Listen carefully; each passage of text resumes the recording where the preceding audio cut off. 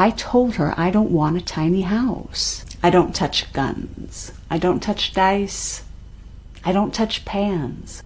What is that, a bird cage? Another bird cage? So this is how the birds get in? The house has a bird problem. What happens when it rains?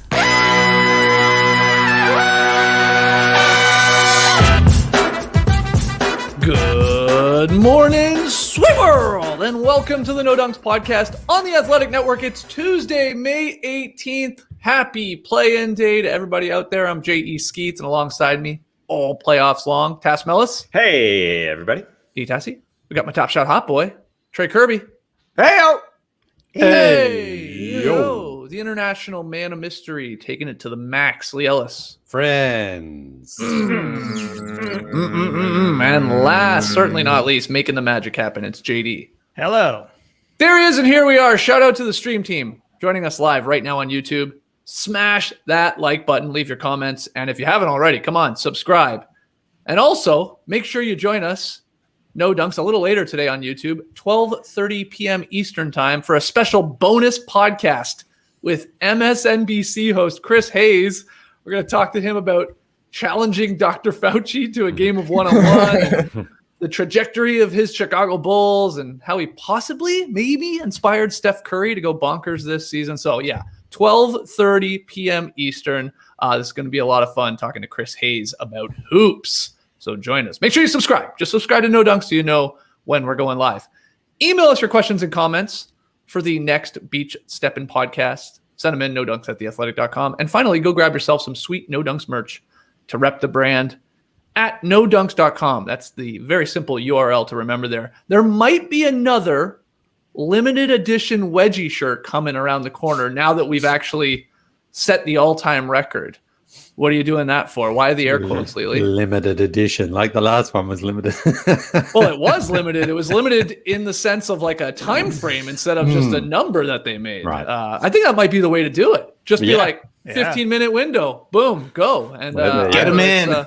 Either it's 50 of them, or maybe it's 199 like we did last time because you guys really wanted a wedgie shirt. But anyway, we'll keep you posted on that.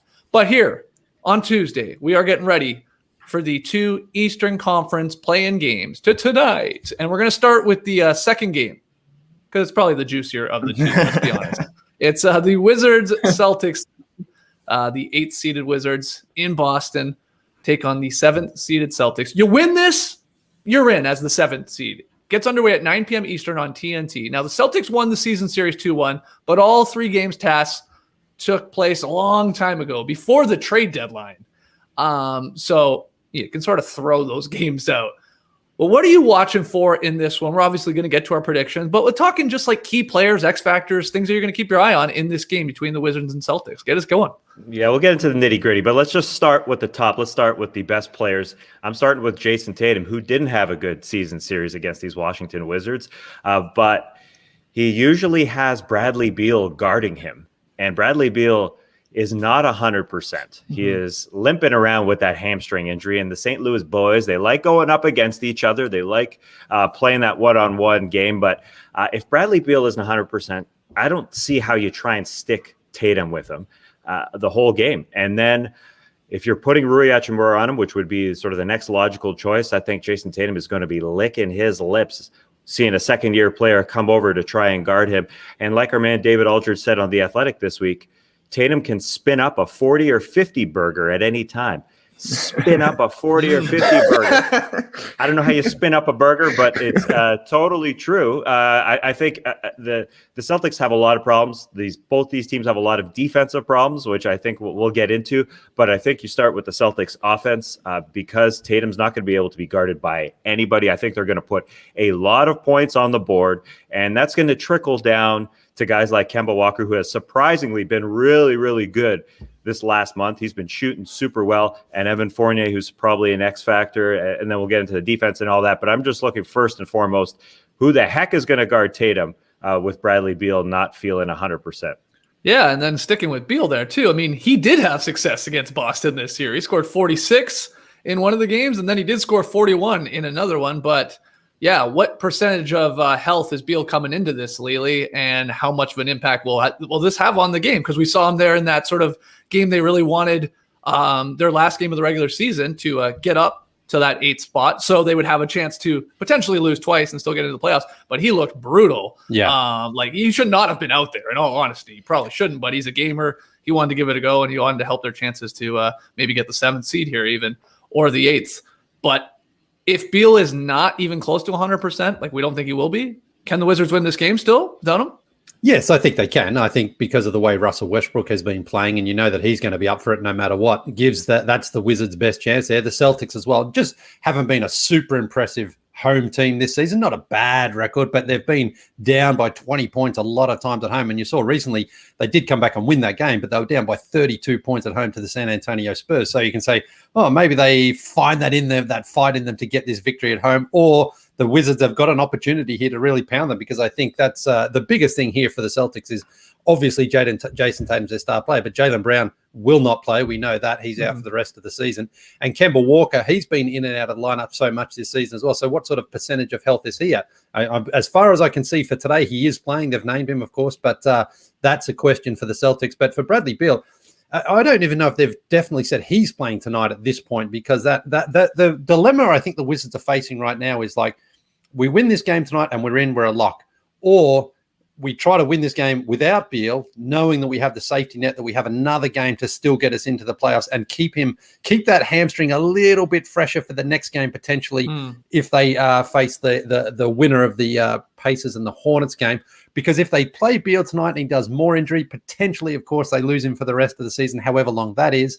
Or they just decide going all in tonight and try to win with best we can. So then we at least get into the playoffs and you'll have a few more days to rest before the playoffs start. I mean, it's a tough decision for them, because obviously they would like to win this game tonight, but they don't have to win it. It's not, their season isn't over if they don't. Come on, mate. He's tonight. going to play. He's going to play in the play-in game. Played on he Sunday. took 27 I know he shots played on on Sunday in a game that they didn't actually have to win. Of course he's going to play tonight. I don't think it's 100% certain yet. I think they're going to have to wait and see, because if his hamstring plays up on him, then he's lost for the season.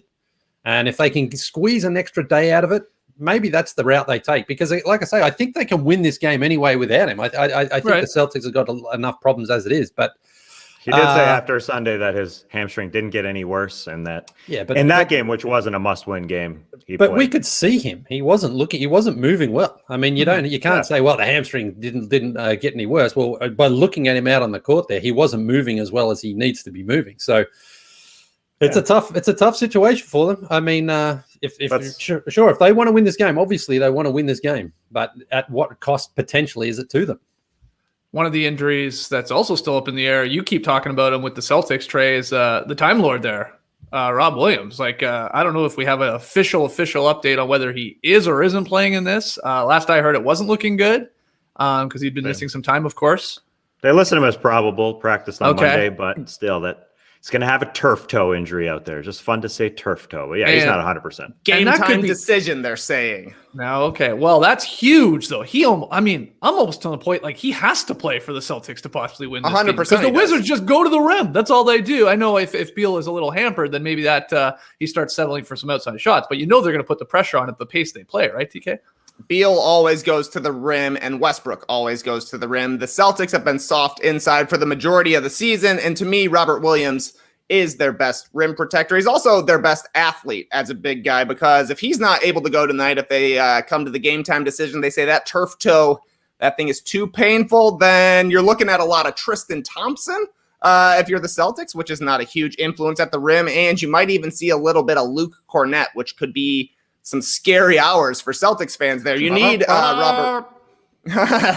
But Robert Williams, you got to have him. He's got to play tonight because he puts pressure on the rim. Also offensively, that's something that I think you see with the Celtics a lot is with Jason Tatum, with Kemba Walker, with Evan Fournier. Those are guys who want to take a pull-up jumper, and that's something that the Wizards definitely give up. That could be a way that the Celtics make some hay tonight, but they got to have somebody that at least puts a little bit of pressure on the rim. Offensively, Robert Williams does that. Roll into the hoop on pick and rolls, catching alley-oops, getting the offensive rebounds as well. Obviously, defensively, they're going to need him just to be a big guy at the rim against Westbrook and theoretically Beal. But yeah, if Robert Williams doesn't play tonight, pretty weird considering that guy was coming off the bench earlier in the season, but it feels like he's maybe the second or third most important player for the Celtics tonight. And if he's not able to go, then I don't see how they get any stops inside. Yeah, and not even just maybe from the guards, but like Robin Lopez is like on fire with the hook shot right now. They've got Gafford. Like the Wizards actually play some big guys, despite playing a fast pace. I mean, they're one of the fastest playing teams in the league, and they're gonna go, especially with Westbrook obviously grabbing the board and sprinting up the other end. But yeah, how much is that a concern for you too, Tass? Like the Williams factor here that they need. I mean, yeah, it's gonna be Thompson if it's not Williams, and like. I guess we've seen Tristan Thompson, in postseasons prior, like have moments and play up above his capabilities. But you're asking for a lot at this guy at this point in his career, I think. Oh, this is quite troubling for the Boston Celtics, no doubt. The Wizards like to score inside. They like to score in the mid-range when Westbrook likes to pull up, and those are two zones the Celtics don't stop anybody in. It's going to be a big problem. Yeah, the Wizards are going to get to the lane in this game, and will the Tristan Thompson of his Cleveland days show up a little bit in this game? I think he'll bring a little bit of confidence and toughness into the lane. But yeah, if Robert Williams can't go, that's a big problem. I expect Robert Williams to play just because he did get on the floor on Monday, but he's not going to be 100%. And yeah, we're going to see Luke Cornett out there, reaching out those hands as long as he can, staying long, but he's not going to be able to keep up with Westbrook. Yeah, I think there's going to be a ton of points put up on the board in this one. And the thing about the Wizards, even though they're 17-6 over their last 23, they play a lot of close games. They win, by the skin of their teeth. And I think home court is gonna play into this a little bit. Yeah, like Lee said, the Celtics have not been good this year, but it's going to be a tight one going down to the wire. And it's who makes shots in the end. Will Beal be able to score late in this game? Will Russell Westbrook be able to get his team over the line? Or are we going to see Robin Lopez hooking in a game winner? Probably not. But the Celtics, yeah, they have options. Fournier's playing all right. Kevin Walker, surprisingly, he's averaging 28 points a night, 50 and 40 from three, 50, 42 from three the last month or so. So yeah, they're losing games, but can they step up for one game? Can they get on a string for half a game? You're not going to need to put four quarters together in this game. I think the Celtics are going to be able to score, and the Wiz should be too. It's gonna be a late close game, I imagine. Yeah, whatever you do, don't be a my buddy Grish with this game when one of the teams inevitably goes up, 15 to 20 points. And I'll almost lock it in that it's going to happen here in this game. Just don't turn the game off. It's not over because these teams will allow other teams back into it. And you said it there, Tass, how the Celtics, I saw the Schumann stat, they've played 43 games that were within 5 points in the last 5 minutes, most in the league. 43 games. And they went 17 and 26. So sub 40% there, fourth worst in the league in those games. So they don't always pull them out, but they're always there. They always got a chance for maybe like a Tatum game winner. But yeah, the Jaylen Brown not playing is hugely because I think otherwise the Celtics may go, you know what? Let's go small, especially if there is no Robert Williams. But I'm not sure you can really do that without Jaylen Brown and his defensive versatility there, being able to play a lot of positions. Like they could, I guess, but I think that could backfire because the Wizards do like to play. Again, they like to play very fast. So I just don't think that maybe is even an option. Like, hell, could we see Taco fall in this game? Like, is it a possibility? Is Brad Stevens crazy enough Taco Tuesday to pull it out? Well, I mean, I guess it's possible if Robin Lopez is causing them problems because they are so thin inside, and at least he's long and he's tall. But yeah, I think Robin Lopez actually does hold so much key here for the Wizards. If he's effective, and he's been effective, he's a tough little matchup in the paint there. He can score some points there and just put them under pressure. So maybe the Celtics do just try to match them with the small ball and say, let's just outrun these guys. But yeah, neither of them have got such a strong, convincing game that we've seen all season. It's hard to see exactly who's going to have the advantage in that respect. Because if it's a fast game, Russell Westbrook's going to love that. He's going to want it to get out there and just everyone just shooting and scoring and making it an offensive game rather than any sort of defensive game. So, we've seen Taco at times. I think it was Joel Embiid. He put him on the floor against Joel Embiid at times when the Sixers were cooking with the Celtics. So he knows he's got Taco there. He doesn't really obviously provide much, but he's a presence. He's a presence. Yeah, and definitely he does have a big body. Exactly. That's all it is. And, giving up Daniel Tice at the trade deadline, I think right now they would at least like to have him. I think he's still their best interior defender, which is not saying much because they didn't have tons. So, Maybe we get to see a little bit of him, Taco Bell. Maybe. And like, then I always just wonder with this game here, Tass, like,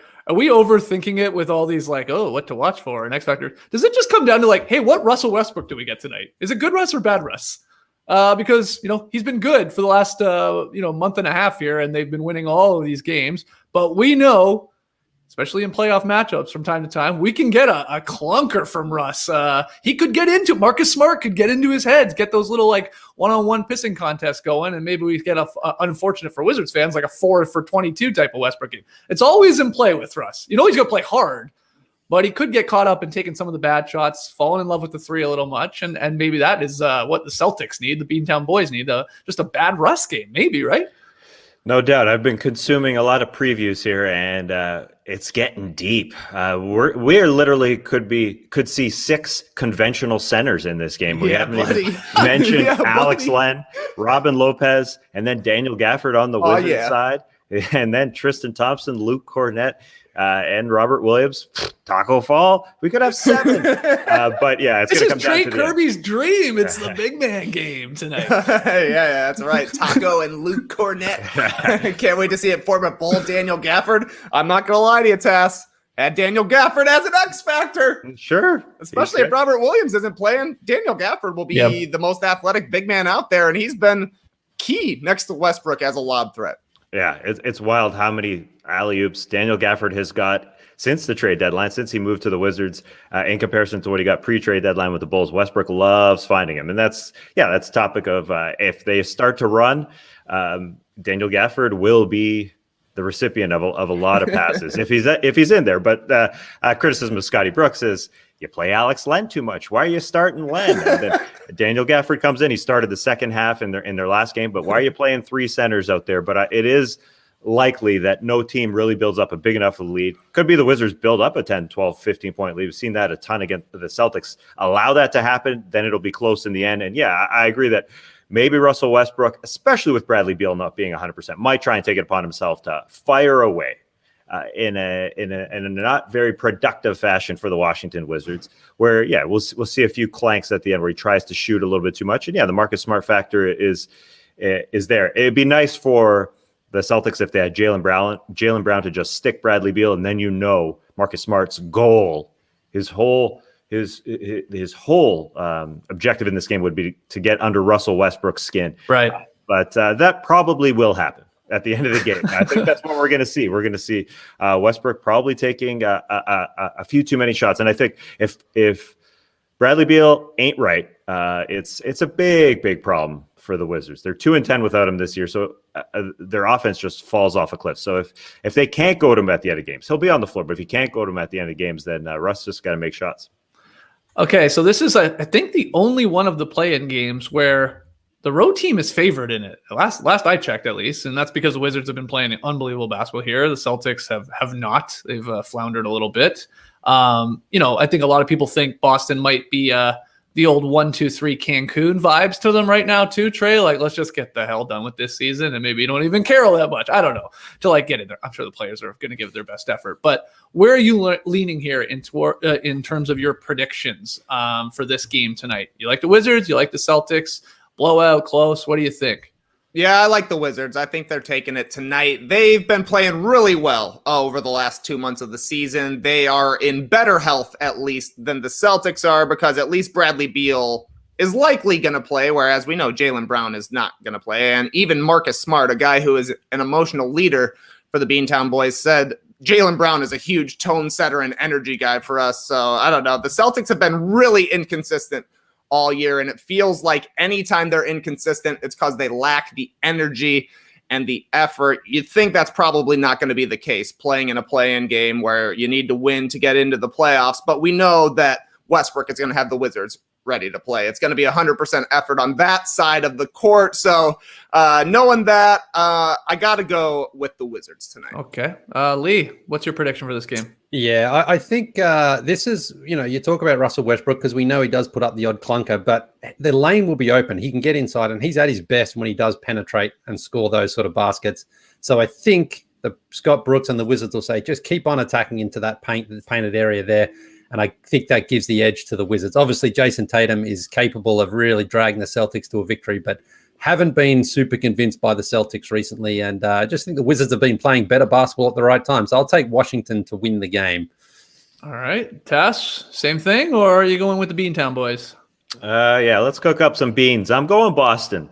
Wow. There isn't really a good reason to pick the Boston Celtics, but I'll just take them because they are the underdog. I'm sure they will look at that and say, come on. We can get fired up for one game here. They definitely have had a problem doing that throughout the regular season, and they will probably give up a lot of points in the lane and in the mid-range. But I'm trusting Jason Tatum to be the guy that they lean on offensively and the home court advantage, whatever that is, to get them over the line. I'm going to go with the Wizards, though, like I said, this game is going to go like this. Washington's going to get a big lead. Whatever it is, 15-16. Celtics will fight back, call it the fake comeback, call it whatever you want. Then there will be some sort of what are you doing, Russ moments, be it a turnover, a bad rushed shot, like a 3-point attempt when they wouldn't need it. And the Celtics will have a chance, but the Wizards will pull it out of their ass and win this game by 1 or 2 points. I think it's going to be a very, very close game this nightcap here on TNT with this second game. But I do have the Wizards ultimately moving on. And I'm almost shocked you're taking Boston, Task, but I don't mind it because it feels like every prediction I've seen or heard on a podcast is taking Washington to win this game. There are not a lot of people backing the Celtics despite having home court advantage and obviously still having a lot of talent in Tatum and Kemba and even Fournier, like you said. They can score probably on this Washington team as well. But for sure, a lot of people picking Washington. But let us know in the stream team who you guys got tonight. You got the Beantown boys grabbing that 7 seed, or Washington ultimately taking on the Nets. I mean, people are excited about that, Lily. Would love to see a Kevin Durant versus Westbrook at least playoff matchup. Gives it a little extra juice there for a 2-7 matchup. I don't think people would pick the Wizards to beat the Nets, but it's the storylines that sometimes matter. But that's what we got. 3 of us taking Washington, Task taking the Beantown boys. Anything to add to that series before we move on to the next one? No, sirree, Bob. I don't think so. Well, let's go to the first one tonight. They get it started. Hornets-Pacers, 6:30 p.m. Eastern on TNT. Hornets won the season series 2-1, though Brogdon and Karis LeVert didn't play together in any of those 3 games for the Indiana Pacers. But, Trey, you get us started with this one. What are you watching? Key players, whatever, between this Hornets-Pacers matchup. It's all about that IPO, Skeets. That initial playoff offering from LaMelo Ball playing in his first playoff play-in game. I can't wait to see it. I'm not super worried that he's going to be fazed by the uptick in intensity here, playing in his first postseason game. The guy's been playing televised big games since he was 14 years old. So, yeah, this is going to be different, no doubt about it. But I have a feeling LaMelo will be ready for it. The question for me is, what kind of impact is LaMelo Ball going to have in this game just because of the player type he is? The biggest thing he can do to really help the Hornets tonight is to just ensure that they're playing fast. They play a faster game of basketball than the Pacers want to play, and if this is an up-and-down game, certainly that is going to favor Charlotte. However, the Pacers could go out of their way to try and make LaMelo a scorer. He's gone 17 for his last 55 after returning from that wrist injury. And yeah, I mean, we've heard James Borrego talk about the joy that LaMelo plays with and the joy that he brings to his teammates. If the Pacers come out and say, hey, we're guarding everybody else, let's see if LaMelo is going to score 35 and beat us tonight, that might be tough for the Hornets because we know LaMelo wants to get other people involved, and the Hornets are at their best when they're running the court and some other players are getting touches, and Terry Rozier has the ball and he's scoring against the bent defense and he's getting catch and shoot threes. That's how the Hornets are at their best. But we've seen great point guards be neutralized a little bit in the playoffs before just by turning them into scorers and taking away the passing lanes that they're used to getting. So it'll be interesting to see how the Pacers go about trying to get the ball out of LaMelo's hands and how LaMelo is able to have an impact if the Pacers make it a point to have him be a scorer. For sure. What are you watching in this one, Lily? Well, this one, again, sort of comes down to who's even playing here for the Indiana Pacers, because at this moment, I think they've got Brogdon as a game-time decision. Sabonis, I think, is playing. They've got him listed as questionable. And then Aaron Holiday as well is still out according to the injury report, but I expect him to come back. If Brogdon plays, then that's huge, I think, for the Pacers, because he's a very good defender and he can slow down, LaMelo and just get in his grill and make it a little bit tougher for him, because I think LaMelo as their point guard, he's going to control so much. So obviously there's no Gordon Hayward either for the Hornets, but they've been without him for a long time. They didn't finish the season all that strongly, the Hornets, but getting LaMelo back, I think, was key for them. I think they've got better scorers as far as guys like Rozier. We know he can get going. If Devontae Graham's hitting his threes, that's important as well for the Hornets. They played well in Indiana this season. I know Miles Turner as well at this stage for the Pacers. He's definitely not playing. Yeah, he won't be playing. So they're just missing so many players. I think that really gives the Hornets a good opportunity here to just get things right. They're only missing Hayward out of their big name players. So if they shoot the ball well, obviously, hit their threes and really just put pressure on the Pacers on the defensive end. I just don't think the Pacers have enough offense. Even though the Hornets aren't a super great defensive team, I just don't think they have enough people who can score the ball. So I think it really comes down to the Pacers, the Hornets controlling the tempo and the pace, pushing the ball and hitting threes early on. And I think they can. I think they can put this one away pretty early if they're really. Well, Indiana has the best player in this game though. By a mile for being Sabonis. Yeah, well, yeah, but again, he's haven't seen him. He's playing, Lee. I mean, they're just like gonna say he's not. He's been playing, and they want to have some doubt in the Hornets over there. And defensively, he's not a great defender, right? So there's a chance there. I just don't think the Pacers have enough offense in this game. To myself, especially if Brogdon isn't playing, he's another 20-point per game scorer. So. If he plays, it changes everything. But again, he's still listed as questionable at this point. We need some more updated injury reports here. Tass, what are you thinking with this one? Leaning towards the Pacers, leaning towards the Hornets. What are you watching for? Well, I think the Hornets are going to have to get to the rim because the Pacers' strength is guarding the three-point line. That's what they do. Nate Bjorkgren's going to get them out there. TJ McConnell is going to be a pest out there guarding the three-point line.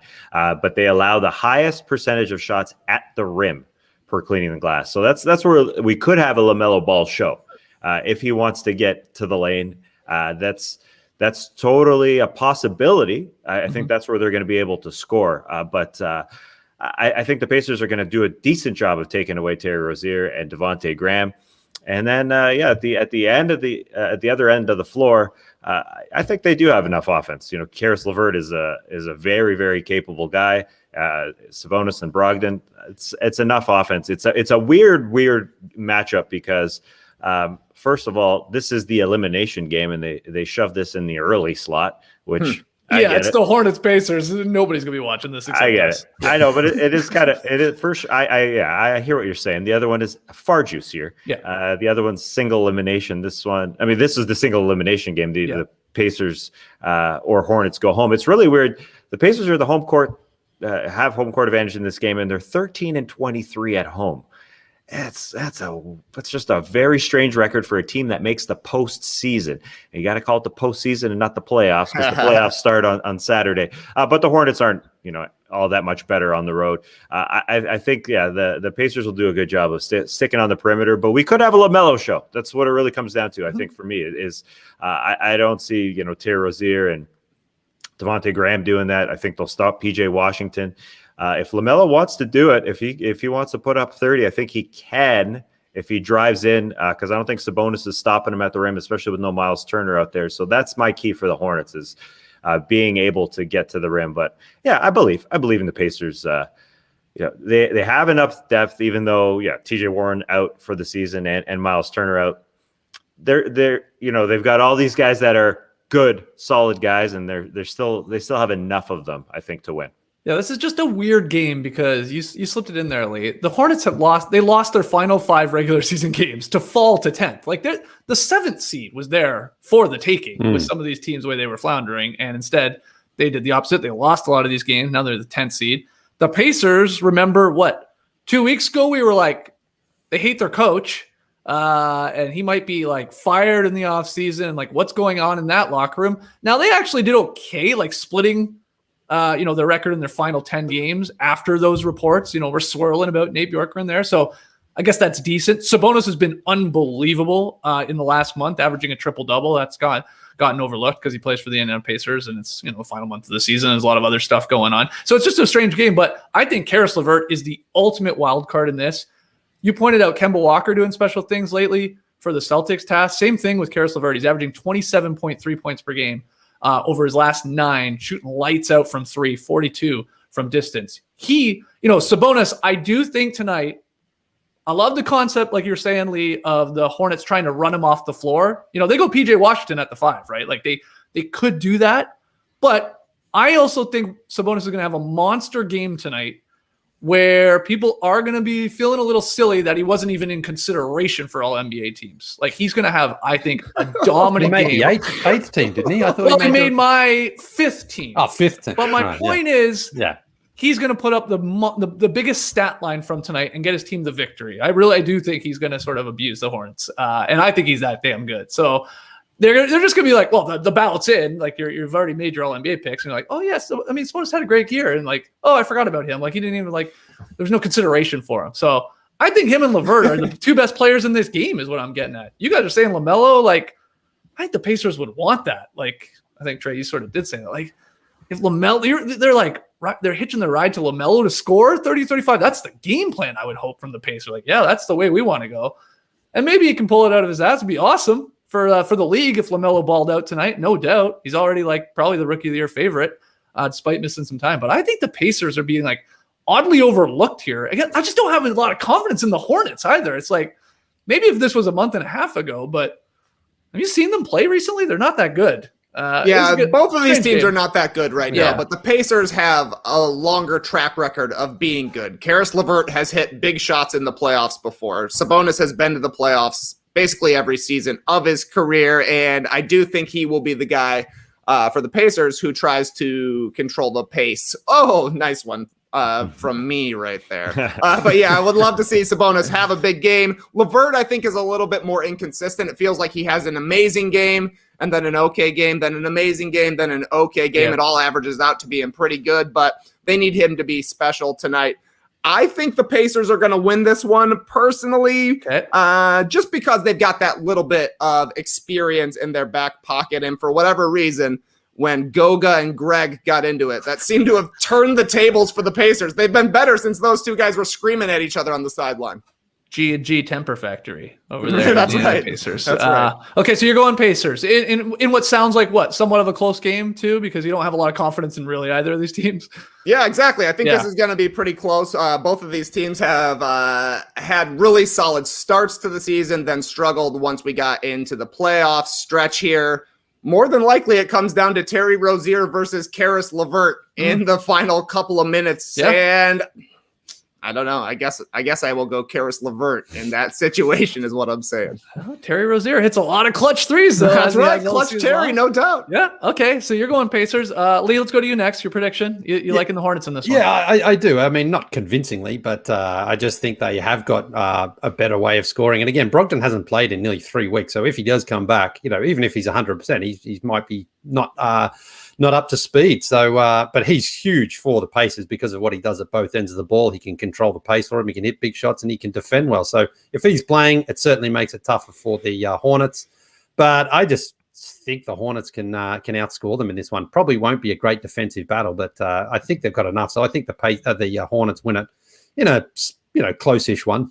Okay. Tass, where are you going with this one? Indiana or Charlotte? Oh, give me the Pacers. You think you're going to walk into Indiana and win when they're 13-21 at home this season? Everyone does. Yeah, everybody definitely does. But I'll take the team that, has firepower, and the Hornets, again, not playing well. So, yeah, I think the Pacers will have enough at the end of the games. And, again, they do a really good job of taking away the three-point line. So they'll be Terrying off the line there. Scary Terry, not as good. Not as good as Trey's pace. That's a pretty good one. I know.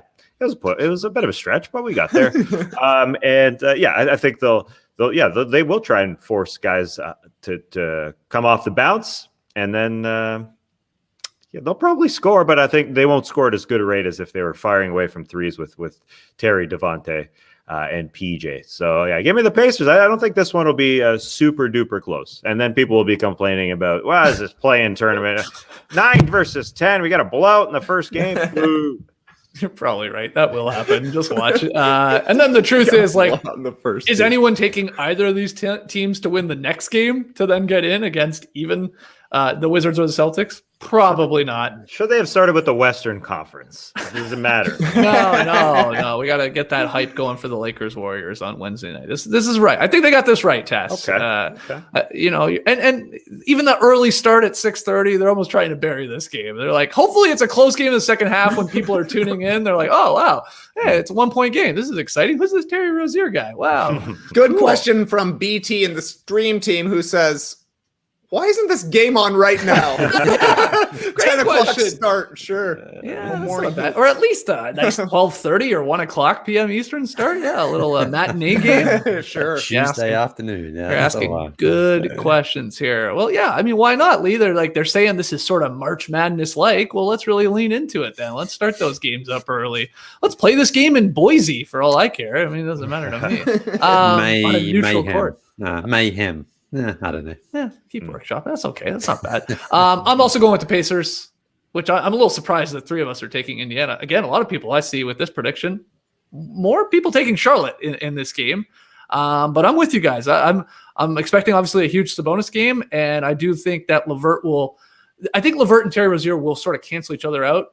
The Brogdon playing, I think he is going to play, and I think if he wasn't, then I think I take Charlotte. But I do think he's such a stabilizing force on both ends of the floor that will get the Pacers a win in this. So I got Indiana moving on to lose against the Celtics or the Wizards in a game later this week. Okay, so let's hear from you guys with all of those. Drop your predictions in the YouTube comments. Who you like winning tonight, by how many, and drop a surprise or X Factor player there too if you want. Someone that's going to surprise us all. Maybe it is a holiday for all we know. Okay, got some news before we wrap up here.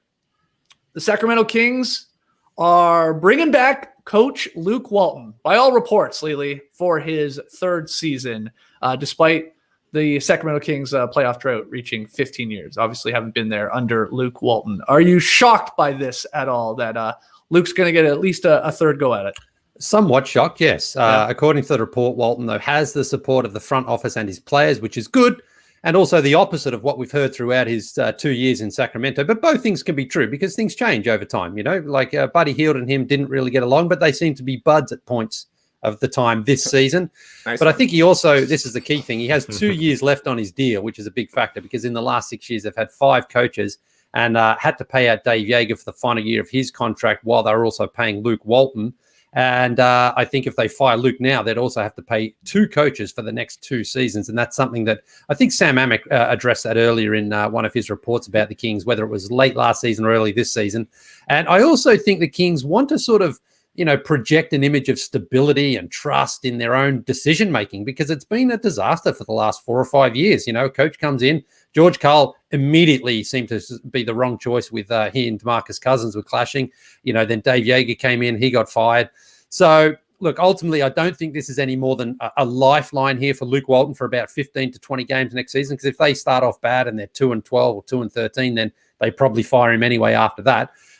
They had the worst defense this season in the league, so he's got so much area to improve there, and they looked awful. And their offense is very inconsistent. Now, De'Aaron Fox was good, but he missed the last 10 to 12 games of the season as well. And I think outside of he and Tyrese Halliburton, anybody else on that roster can be had. So the Kings have got a big offseason coming up. How are they going to improve, whether it's internally or via trades or drafting or, whoever they want. But the thing is, ultimately, I just don't think this is anything more than a stay of execution for Luke Walton because he has to get results early into next season. They can't afford to start off badly because if they get submarined in the first quarter of the season, then they're going to have to make a change. So, but I guess good on the Kings for not doing what everyone expected them to do. I think that was the thing. It was like he's done as soon as their season's done, but they've decided to swerve and hang on to Luke Walton. So yeah. So why are they swerving? Is it because that they, like you said, owe him a lot of money and they can't defer on that? Sam Amick of The Athletic last month said it was like $11.5 million. So is it a financial reason that they're not firing him? Or, and I think it's an and/or here, or a combo of, I should say, it sounds like De'Aaron Fox and Tyrese Halliburton going to bat for Luke Walton, like the star players on the team, showing support for him. And I think, in my mind, that they completely just saved his job. Like if those two guys, especially Fox as the franchise guy in the squad, if he's like, no, this guy is horrible, like get him out of here, then I think he is, Trey. But they like Tyrese Halliburton in his like exit meetings talked quite glowingly about Luke Walton. So, he had a good year as the rook. So maybe that, carries a little weight there in the front office, and they decide to run it back for one more year. Yeah, the last time the Kings had a coach that was working was Mike Malone, and they let him go despite the fact that Boogie Cousins was a big Mike Malone backer. As we've seen, Mike Malone has gone on to have success in Denver. Obviously, Boogie was not long for Sacramento after then. So yeah, if your star player and your star rookie are both back in the coach, I suppose it makes a little bit of sense to bring him back then, but the writing was on the wall in March. Sam Amick and Jason Jones had a report basically calling this a gap year for the Kings. This team has missed the playoffs for 15 straight seasons and was happy to take a gap year. I mean, that's what the Kings are for you. They're listening to De'Aaron Fox as their star player, who's saying, "I love Luke Walton as a coach," probably because he's had bad NBA coaches up until now. Tyrese Halliburton has had one NBA coach right now. You're trying to appease your players, but I don't know if you should be trusting him here, because there's a lot of buzz about Karl Anthony Towns being the next guy to leave his team eventually. I think it's going to be Fox with the way that things have gone in Sacramento. Obviously, Bogdan Bogdanovic is balling for the Hawks right now. They botched that whole thing over the summer. Marvin Bagley hasn't improved. They had the Buddy Hield situation, which was more dramatic at the beginning of the season, but seemed to peter off during the year. But you have to imagine there's still a little bit of animosity there, especially when you consider that the three best players on the Kings all want to have the ball in their hands handling the ball. How does that all work together? I don't know. The Kings remain the Kings. Who takes a gap year when you've missed the playoffs for 15 years? Yeah, anything to add to the Kings' decision here? Again, by all reports, tasked to bring Luke Walton back. Love it, hate it. What do you think? I guess he gets one more year to see if he has a Bogdanovic. Nah, too much. Yeah, too many G's. Yeah, too Careful, many G's. man. Bogdanovic. Anyways, yeah, I think they are just trying to project this image of solidarity, just to not flip over another coach for another year. But appeasing Fox and Halliburton's not the worst thing they could do. And so they get one more shot, whether they bring back Rashawn Holmes. That's their three guys going forward as a core if they do bring back him. And Luke's going to get another shot. I mean, 15 years is such a long time. Luke was balling for the Lakers the last time the Sacramento Kings made the playoffs. And, man, it's tough. It's tough if you're a Sacramento Kings fan. But just not putting all their money into supporting players like they have the last few seasons. See Harrison Barnes, Corey Joseph, Trevor Ariza, Dwayne Dedmon might be a start. So I would take that as a bit of a positive. Like, I think they understand that there's a couple guys in their backcourt that are untouchable, and hopefully they start to build a little bit more around that. And then maybe we'll see how good Luke Walton is as a coach, but he hasn't been able to pull these guys together quite yet. Yeah, they need to play some defense. Start there. Like, get like a average defense going with this star backcourt in Fox and Halliburton. And they haven't been able to. So is that because of Luke Walton's defensive scheme? Is that because of the players on the roster?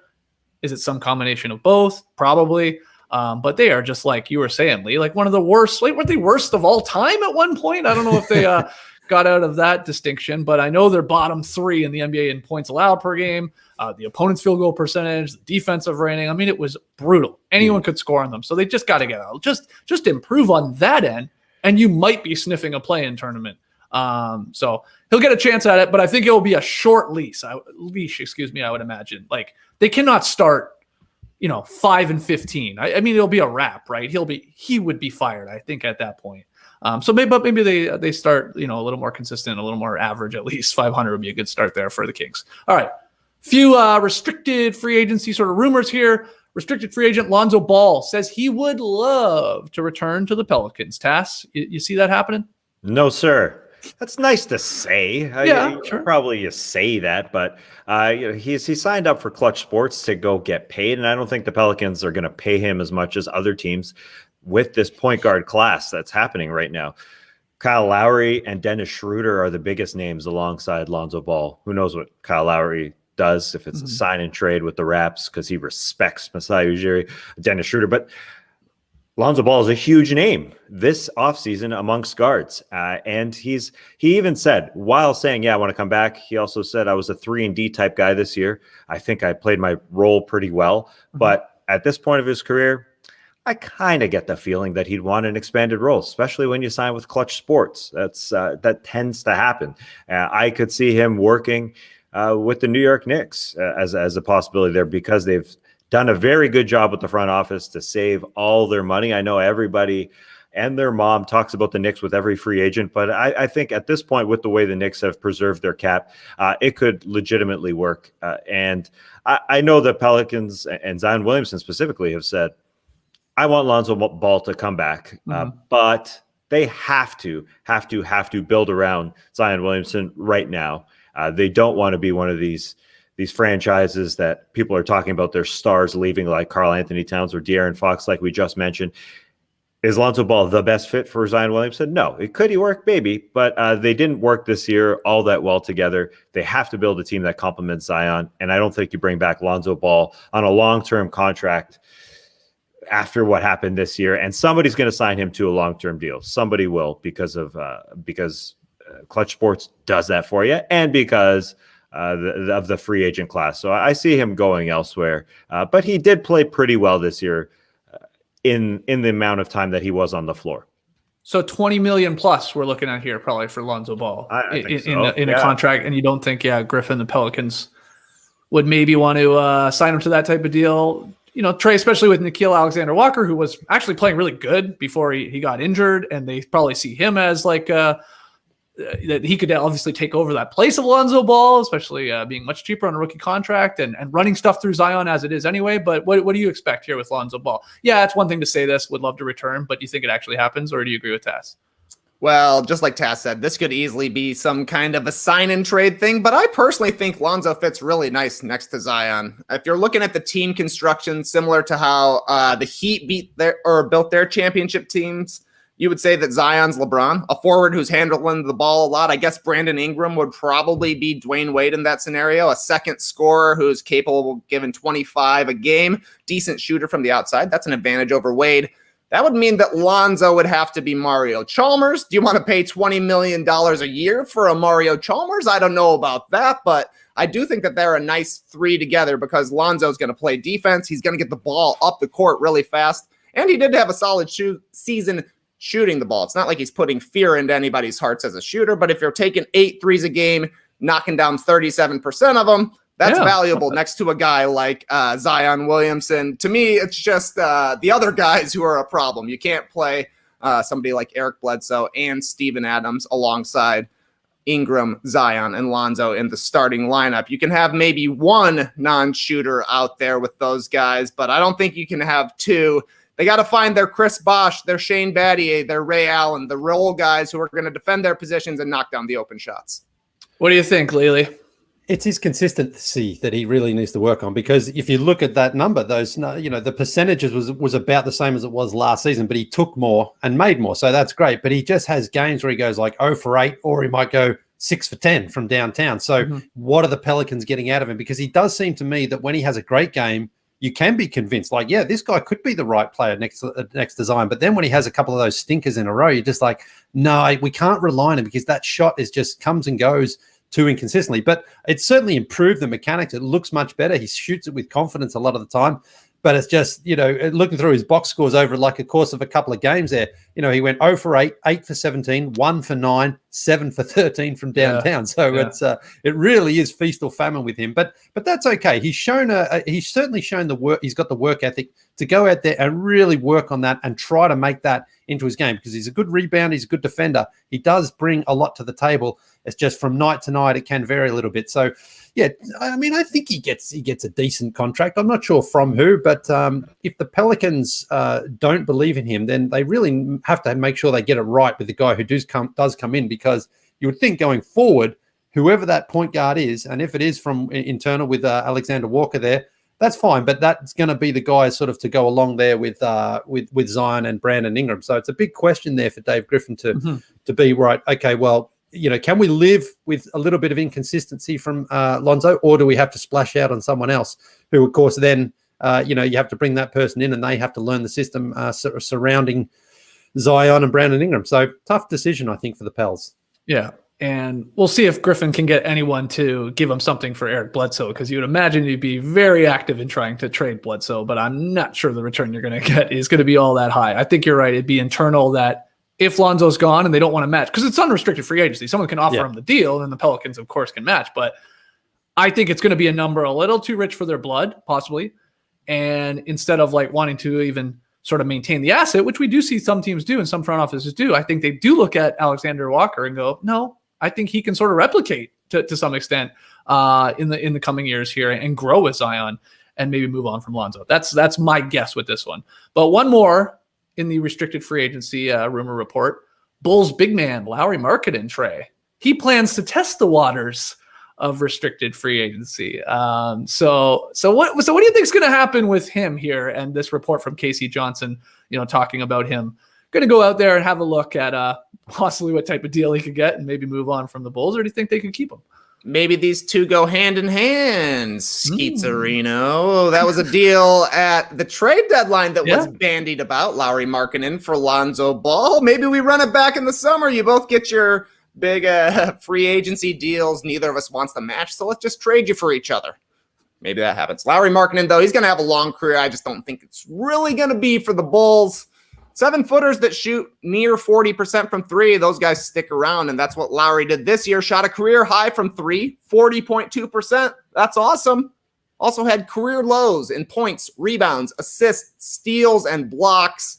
And a lot of that is because he went from their opening night starting power forward to the Bulls to being on the trade block, like I said, discussed for Lonzo. We thought maybe he's going to be part of the Vooch deal. Apparently they wanted Wendell Carter Jr. a little bit more. Markkanen got a start next to Vooch in their very first game, and Billy Donovan had seen enough, sent him to the bench pretty much immediately, said, you're going to be our reserve 3, 4, 5. Come in, shoot some threes. And that's pretty much all Lauri Markkanen did. That's a valuable player for a team that's contending, right? When you are the Cleveland Cavaliers and you need a 7-footer, you can go find a Channing Frye who's not really doing anything. But when you are a young player going into restricted free agency, you don't want the Channing Frye treatment. Lauri Markkanen is going to want a lot more money, being a number 7 pick recently. And I think that's why you're hearing some praise for Lauri from the Bulls. After their last game, Billy Donovan said, I really, really love Lauri as a player. He's a great guy, and he's been an incredible teammate, and he has sacrificed a lot. A lot of talk about his personality there. Karnisovas said yesterday, I think Lauri's an essential part of our team. We hope he's part of what we're building here. Maybe they do. Or maybe they're just pumping their bags for a sign and trade here. I think that's a little bit more realistic. 7-foot shooting guards, not a desirable player type out there usually.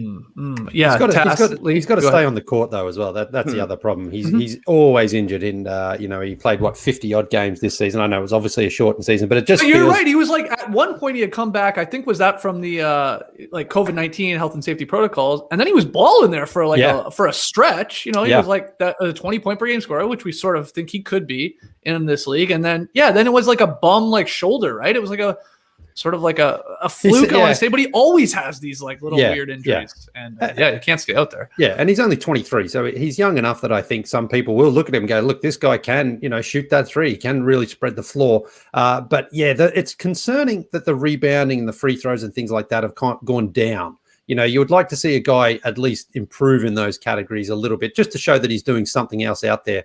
And I thought coming into this season with a new coach in Billy Donovan, I thought maybe this is what he needs. He'd been under the Jim Boylan system there for a while. I thought maybe a new coach can unlock something with him.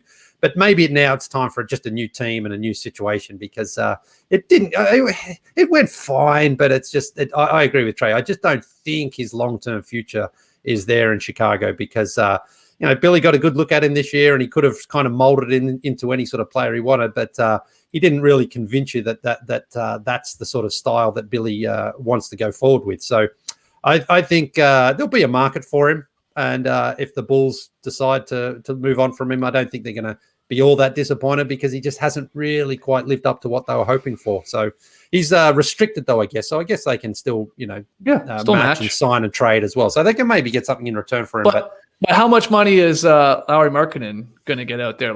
Is he going to get a more per year than Alonzo Ball? Less? I mean, there's people, Enzo here in the stream team, Tass, is Lauri going to demand that Bertans money? Like, I don't know if Enzo's kidding. It's like it might be some truth to 16 it. a year, wasn't it? 5 and 80. Yeah. I mean, it's not that far-fetched, I don't think, with his age and, like Trey said, 40% three-point shooter and stuff like that. I mean, what do you think about this whole Lauri Markkanen situation before we wrap this up? Yeah, do you have the hots for Lauri if you're another GM? I personally do, but I totally agree that it's not going to be with the Bulls. I could see him garnering that type of money because of, the way he came into this league. Then Jim Boylan definitely didn't work with him whatsoever, asking him to just board and not be a ball handler. But I don't think he really works with the trajectory of this team either. I just think, if you're going to rely on Kobe White, Zach LaVine, and Vooch to be your core three, I know you have Patrick Williams in there. You probably want more of a rim defending type of defender to complement those dudes. And that hasn't been Lauri Markkanen, but he is a great offensive asset. So I think they are pumping up the personality. It's a good point by Trey. They are saying, this guy is a very, very good guy, and don't take those Jim Boylan years to heart. He's a good player, and I've watched the flashes, and it's hard to get those flashes out of my brain. He can shoot the lights out, and he can put it on the floor too if he is given that role, that confidence, if he has that. So I think another team will definitely buy into that as well. It's just not going to be the Bulls. All right, let's get to Tweet of the Night, brought to you by BetMGM. Tweet of the Night. Wow. Twitter. JD, Tweet of the Night. What do you got, man? Yeah, well, that's actually from yesterday. We had such a jam-packed show yesterday that we couldn't fit this in. But it's we have to really share this because we have a small but very dedicated community of creative people who take all the stupid shit we say and make it into really cool stuff. And so this week, I'm Stefan Vasilev tweeted this: "May I present to you my way of celebrating this historic 2021 NBA season. NoDunksDiner.com. Welcome to the No Dunks Diner, a place to enjoy all our hashtag No Dunks specials." So the specials he's referring to are food puns, basically. So we've got Trey's Big Beef. Those are rebounds, as we know. And then the applesauce, which is assists. And then that's basically it. But he does include the wedgie as a potato wedge, right? Oh, not a which salad. At first I was like, okay, that's a bit of a stretch, but is it a stretch? I mean, that's actually, I'm never going to refer to potato wedges as potato wedges again. Right. It's a wedgie. They're wedgies. Give me those wedgies. Right. So let's have a look at the site. Here it is. It's just a menu, and this is also part of this is the weird thing that I guess I kind of don't get, but I do get. It's just a menu of things that have happened. Like here's the Rock Island wedgie. What is that? Well, it's a wedgie, you know, and so you can just watch the wedgie, and it's, I mean, okay. I'd say, okay. I like it. I like it.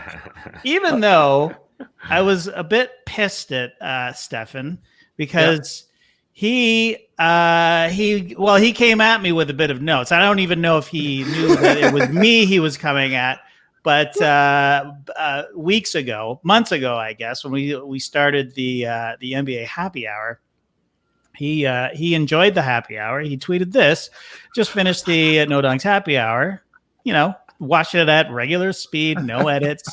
In 3 sittings. It's probably with a 4-hour one or whatever. Yeah. And then he says he has a picture of our end screen, which I did.